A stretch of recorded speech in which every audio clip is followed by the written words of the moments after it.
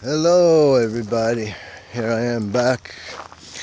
I haven't posted a video since April 30, I just saw the other day, but here I am, and I just not gonna talk about me today. As you see, I'm good. I've been sticking to my program. Of course, during this half-year pandemic so far, I had my ups and downs, and I had, of course, experienced lows where I had overused my meds, for example, or I had crossed it or mixed it with alcohol as well, and but I have always never ventured for more than 24 hours, and I'm always coming back. I'm always a warrior. I'm always paying attention. I'm a father, and I don't mess around anymore. So I just wanted to make this video because I want to raise awareness about something that has come to my attention yesterday morning. The CBC News announced that BC has had 170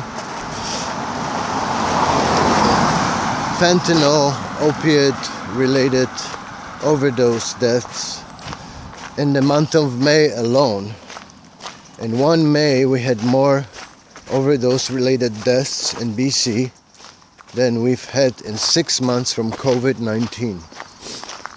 There is way more bigger pandemics and crises out there. We are in multiple crisis mode, people.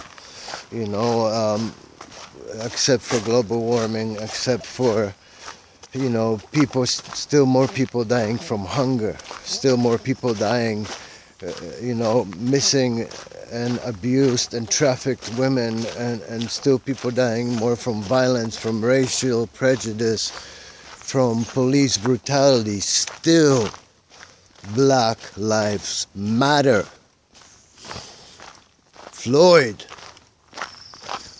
Recently, our very good friend that we are proud of, Daruna, has led a protest on June 5th at Comox Valley Sims Park in Courtney with the First Nations and Indigenous Women's Sharing Society women. I've seen out there. It was a quite beautiful scene to see, and a speech to go with it. The power was felt, power to the people. And they were in the streets, and there was a lot of them, and it was beautiful. Great, thank you. Now, what can we do to prevent this crisis we are facing right now with the opioid overdoses in BC?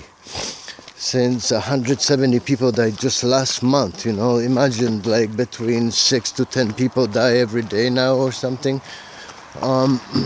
Because the shortage of hard drugs in the country, because borders closed and everything, and prices gone up by double, and drug dealers have been spiking and mixing and cutting their drugs with stuff like fentanyl and carfentanil a lot more and more and more and more gradually over every month, because of this pandemic regime type thing we are experiencing right now. Drug dealers are pushing, and we are trying to prevent that harm from happening. So what can we do? First of all, open up safe injection sites everywhere. There is only the one in the Comox Valley here that got closed before when the pandemic started. And it won't be open until further due. Who knows? There should be safe injection sites open everywhere, and just like cannabis cafe shops, and clean, tested dope provided to the opiate physically dependent patient. People who are seriously ill from it, who are dependent, who are addicted, to save lives. Also, there is this cool app called lifeguards, for example. Tell people about it. You know, you press a button before you use, and then you press a second button after you've used. Unless you press that second button, help is on the way, alarm has been dispatched, and you will be saved. Provide yourself with a naloxone kit. So much waste and plastic out there in the world. Why not mass produce these drug testers for young people? You know, distribute it widely like condoms everywhere. Teach about it in schools and you know, resource centers and harm reduction groups. You know, all types of support groups. You know, teach it in your community. So I just wanted to talk about that. We have more crises, always in multi-crisis mode. Let's try and recognize this overdose opiate crisis. There must be something done immediately. So we'll see what type of action BC takes. Let's watch. And for now, all we can do is keep raising awareness and asking for these safe injection sites and testers and stuff like that. One love, people. I love you. Hope I didn't forget anything. This video has had 4 versions today, this morning, because I failed to mention a thing or two every time. But I think I got it all this time.